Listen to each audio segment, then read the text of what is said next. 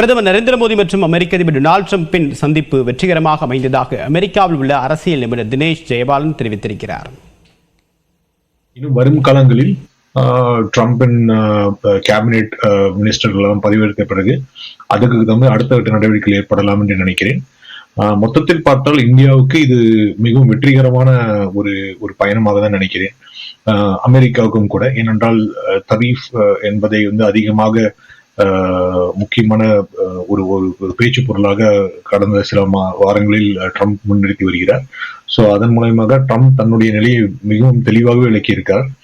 இந்தியாவுக்கும் அதற்கான ஆதாரபூர்வமாக தகவல்களை கொடுத்திருக்கிறார். அதாவது ரெசிப்ரோக்கல் தரீஃப் அல்லது தரீஃப் எப்படி அமலாக்கப்பட வேண்டும், ஏப்ரல் 2க்குள் அதுவும் வந்துவிடும் என்று சொல்லியிருக்கிறார். அதே போல் ராணுவ தளவாடங்களை விற்பதற்கும் வாங்குவதற்கும் தயாராக இருப்பதாகவும் சொல்லியிருக்கிறார்கள். கேஸ் அண்ட் ஆயில், கச்சா எண்ணெய் போன்ற பொருட்களை அமெரிக்கா விநியோகம் செய்ய தயாராக இருப்பதாகவும் கூறியிருக்கிறார்.